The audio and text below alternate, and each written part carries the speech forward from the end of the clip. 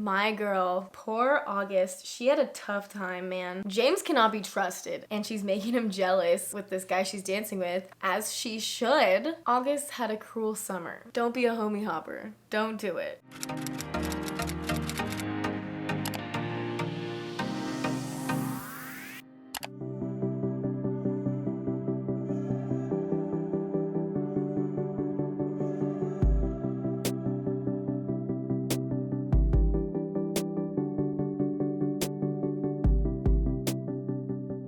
Hello guys, welcome back to the channel. It's Nina. If you are new here, welcome. I'm so happy to have you. And if you're not new, thanks for coming back. How's it going? It's August and I, like many of you probably, have been listening to August and Folklore and all of those songs recently. I don't know, I think it's just the time of year. I can't believe this album came out 2 years ago. If you haven't listened to an album or a song in a while and then you kind of like rediscover it and you listen to it, I feel like I gain new perspective on these songs, new meanings, just like appreciate them a lot more, especially with songs I didn't listen to a ton when the actual album came out. Some of them I have a different appreciation for now, but today I really wanted to talk about the Folklore trilogy, the love triangle, the high school story, because me and my friends have been listening to Folklore and it's just hilarious to me when I explain like the trilogy and people's minds are just blown by how connected these 3 songs are. And if you didn't know which songs I'm talking about Cardigan, August, and Betty from Folklore, Taylor Swift, of course, that's why I clicked on this video. And so I thought it'd just be fun to go through each of these songs, kind of do a lyric breakdown, how they're all connected to each other, and also just kind of like the meaning behind the lyrics and the perspectives and everything. So we're just gonna do a deep dive into the Folklore love triangle. So yeah, let's get into it.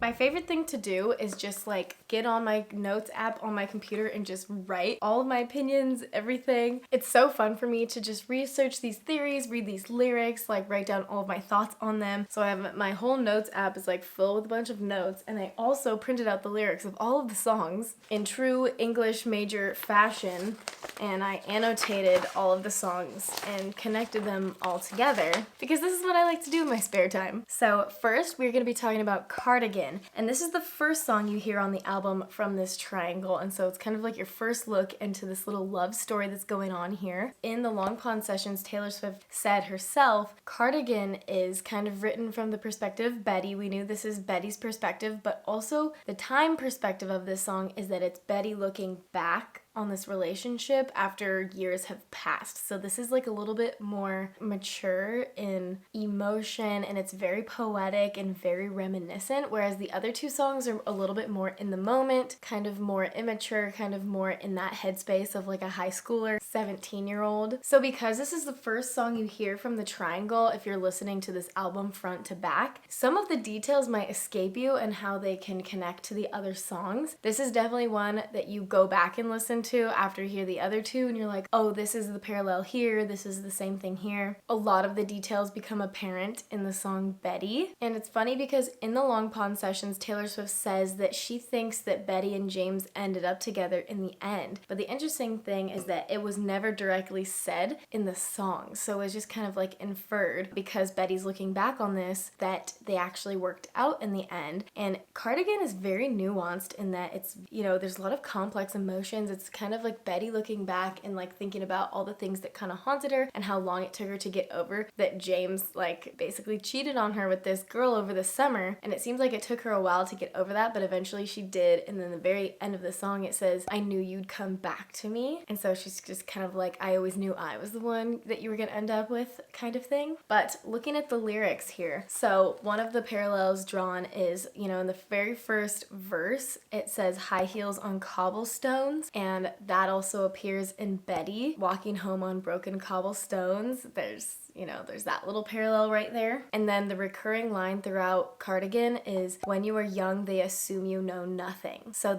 I think this is like an older version of Betty thinking like, when I was young, oh, they think you know nothing. And James's excuse, like every single time when he's, you know, because Betty is from his perspective, him saying, I'm only 17, I don't know anything. And looking at the lyrics in Cardigan, it's like, no, you knew what you were doing. Being 17 isn't really an excuse for that behavior. I think that's what I'm getting here, because in the end of Cardigan it says, I knew everything when I was young, so stop playing dumb and being like, I'm only 17, like I don't know anything. Anyways, that's the kind of parallel I drew between those lines in the songs. And of course we have the cardigan reference. When I felt like I was an old cardigan, you put me on and said I was your favorite. And that line is interesting to me because it seems like James said, you're my favorite, you are the one, so like why would she have to worry about him choosing some other girl? James cannot be trusted. I feel like some people try to defend him. No, we will not be discussing that James is the victim, because he's obviously not.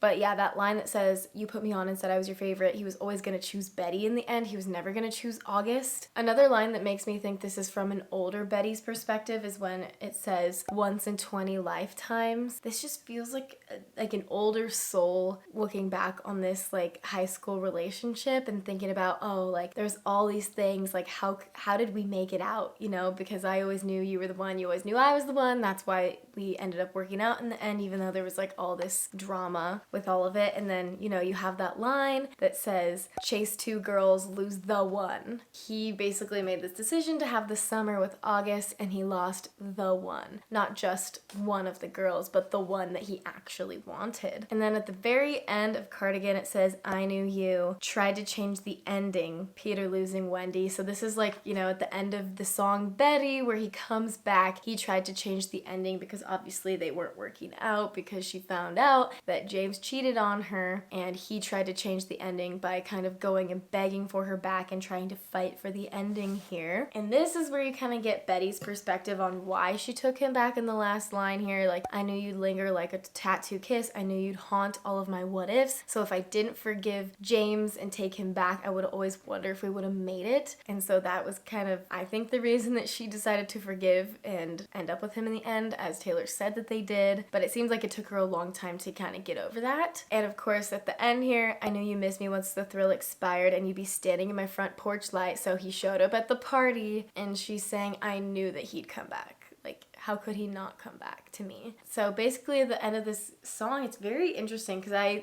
hadn't like done a deep dive on these lyrics and seen kind of like the duality here of Betty being upset but also knowing that she's meant to be with him. Even though he made all these mistakes, he still like chose her in the end. She was the old cardigan and she was still his favorite in the end. And this brings us to talking about August. My girl, poor August. She had a tough time, man. I know Taylor Swift says that she would be called like Augustine or Augusta, but I just think August. I think that fits her the best. The parallels between Cardigan and Betty are much stronger than August, but I feel like Betty is the song that ties both of them together, if you know what I mean. August is portrayed as the other girl, you know, the one that James cheated with, but like I don't know if it's known whether she knew he had a girlfriend back home, or if, you know, that was a surprise to her as well, or maybe she just thought like, oh, like our love is so great, he's gonna break up with the girl back home. I don't know. But immediately from the very first line, it sets the scene. Salt air and the rust on my door. So you know that it's like beach summer. You know that it's the classic summer romance. When we think about summer, it's just like this period of time where it's all about making memories, enjoying the moment. It's like the perfect amount of time for you to start something with somebody and have like that summer romance, and know kind of at the end of the summer it will also come to an end. But I think August thought that they could brave the ending of summer, because it always means back to school, back to reality, back to work. So like summer in a sense is like it's like a false reality, almost like a fever dream, you know? It's like at the end, okay, back to real life now. August had a cruel summer. When she was explaining August in the Long Pond sessions, Taylor said, everyone thinks like August is like the bad girl. She's made out to be the bad girl who steals the boyfriend, but in actuality she's a very sensitive girl and she just really loved James. She was just taking anything she could get because she really cared about him, and you know, it seemed like he cared about her, but he actually, you know, he was always going to choose Betty in the end. And there was no room for anyone to defend James here. There's no James apologists. Like, I think August would have, you know, made excuses for him because of how desperate she was to stay with him. And I feel like it's August, I think, is the most relatable out of all the characters in this, little fictional world. She was just taking what she could get here, and she wanted to keep the situationship going because it was better to have it than to not have it. It's like a classic situation where she couldn't be angry at him for leaving her because they were never like official. They were not technically together. So like the song says, she says, "You weren't mine to lose. Therefore, how it's almost worse. You can't lose someone that you never had in the first place," which makes this one the saddest one, When we get into the second verse, it says, "You're back beneath the sun, wishing I could write my name on it. Will you call when you're back at school? I remember thinking I had you." So she really thought she could like defy all the odds here of the summer fling. That is very interesting, wishing I could write my name on it. But she couldn't because, he had Betty back home, which makes me think maybe she did know about Betty. I don't know. It's still up in the air. This bridge is so sad. It's literally like the epitome of being so desperate for someone who couldn't care less about you. Wanting was enough. For me, it was enough to live for the hope of it all. She still had hope that they could make it out of here. Meet me behind the mall. Cancel my plans just in case you call. Meet you behind the mall. That is so sketchy, and nobody deserves to be met behind the mall. It's a clandestine meeting. I think so. Part of this like August vibes really gives me like illicit affairs. I think those songs give off the same vibes where it's like this person doesn't want to be seen with you, so you meet them behind the mall, but you're okay with that because you'd rather meet them behind the mall than not meet them at all. That is like such a hopeless place to be. I feel like we can all sympathize with that, where it's like we've been in the situation before where we cancel our plans for somebody who wouldn't even think to do that for us. If you can't tell, I'm Team August, by the way.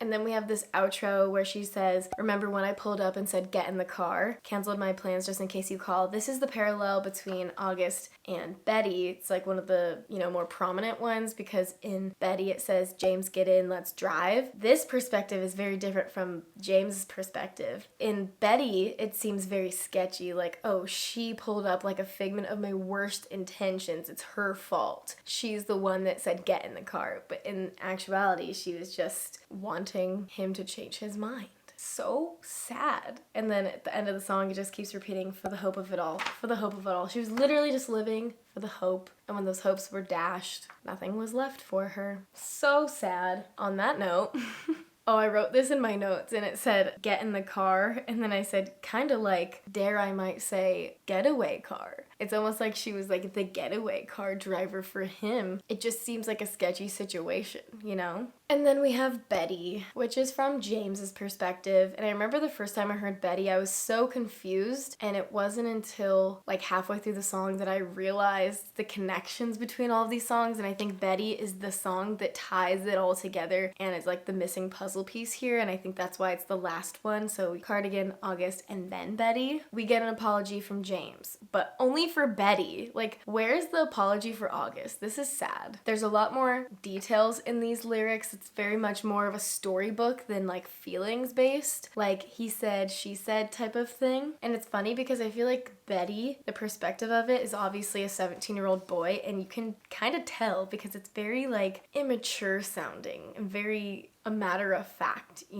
But I think the first line is pretty funny. It says, "Betty, I won't make assumptions about why you switched your homeroom, but I think it's because of me." It's like, duh. Literally, what? That just shows you that James knows that he messed up. I'm gonna assume that you're avoiding me because of what I did. Oh, really? Really? You think she'd be avoiding you for any other reason than the fact that you cheated on her? And then it says, "You heard the rumors from Inez. You can't believe a word she says. Most times, but this time it was true." Obviously, he knows what he did was wrong, and I think that's the point of this song. He's finally figuring it out. Oh, I need to go fight for her back. And then like I was talking about earlier in the chorus, he says, "What if I told you it was just a summer thing?" Like he's very much minimizing that entire summer with August, saying, "I'm only 17. I don't know what I was doing, but I miss you. I want you. I don't want her." And that's kind of like very emotional emotionally immature mindset here. It's like, it didn't mean anything, so like we should be fine. And this connects to Cardigan when she said, when you are young, they assume you know nothing. So I think those lines are closely connected. And then we have the second verse. Betty, I know where it all went wrong. Your favorite song was playing from the far side of the gym. I was nowhere to be found. I hate the crowds, you know that. Plus, I saw you dance with him. This feels a little accusatory. He's like, I hate the crowds. You know that I hate the crowds. So why were you like out there dancing without me? That's just like a little like tantrum he's throwing in this verse. And she's making him jealous with this guy she's dancing with, as she should. And he's a little upset about it. Now that he's on the other side of it, he doesn't like it very much. And then we get to the bridge of Betty and it says, I was walking home on broken cobblestones. Again, drawing back to that parallel with Cardigan, high heels on cobblestones. And then this part, just thinking of you when she pulled up like a figment of my worst intentions. He was like, I was thinking about you, but then she pulled up and then I just like had to get in the car with her. But I was thinking about you when I cheated on you. What? Like, this is it's so dramatic. I need this to be like a TV show, a movie, a book. Like, I think it would be so entertaining. Or a music video or like a folklore short film. I think that would be so cool if she did something like that, because I just feel like I need this visual in my life. She said, James, get in, let's drive. That's the parallel to August, where she says, remember when I pulled up and said, get in the car? Those days turned into nights, slept next to her, but I dreamt of you all summer long. It's like, oh, it was a slippery slope. It just kind of happened, but like every time I was with her, I was thinking about you. I don't buy it. Literally, what a horrible person. But like hearing this and then knowing the August perspective makes it even more sad, because August thought it was real and he just was like, I slept next to her, but like I was thinking about you. That's, ugh. And then we got, the key change here, the ending of the story. Betty, I'm on your doorstep. I planned it out for weeks now. And then that's kind of like at the end of Cardigan, where it's like, and you'd be standing on my front porch. And so she knew he was coming back, and eventually she just let him back in. I think this line here kind of solidifies that 17-year-old boy perspective, where it says, will you kiss me on the porch in front of all your stupid friends? That's such an immature line. I'll show affection for you in front of your dumb friends if you take me back. Will it patch your broken wings? I'm only 17, I don't know anything, but I know that I miss you. 17-year-old boys are confused, they don't know how to express emotions in the correct way, they make dumb decisions, and we got this last stanza, standing in your cardigan, kissing in my car again, stopped at a streetlight, you know I miss you. And it kind of ends on an open-ended note. It's like, you really don't know what happens in the end here. It basically is just ending with him standing there on her porch. There's no real closure. This is just like what could happen. Will you do this? Are we going to fix this? This takes us back to Cardigan, where it kind of gives us the ending at the end of Cardigan. I knew you'd come back to me. And so that's how Betty was thinking in this moment while he was standing there on her porch apologizing. And she was like, I knew he couldn't stay away from me. But yeah, she just wanted him to fight for her, to have her back. So that's like my little breakdown of all the lyrics and everything that kind of connects together. If I missed anything, please comment down below. I love when you guys just give me more information for these theories and we have discussions in the comments. I think it's so fun to talk about all these little like theories, parallels, symbolism, all of that. But before I end the video, I just want to give a little bit of my last thoughts here. Like I said earlier, talking about the order of the songs, I think that was very intentional. Hearing Cardigan first and kind of starting at the end in the timeline. This is Betty's, looking back on the situation, and then we have August, which is very kind of in the moment, and then James, the pinnacle in the song Betty, tying everything together. So very intentional with the order of them on the album. Cardigan is definitely a more nuanced, mature perspective of the situation. August gives the Summer I Turned Pretty vibes a lot for me, just like that summer love, naive romance. And James gives the emotionally immature high school boy perspective.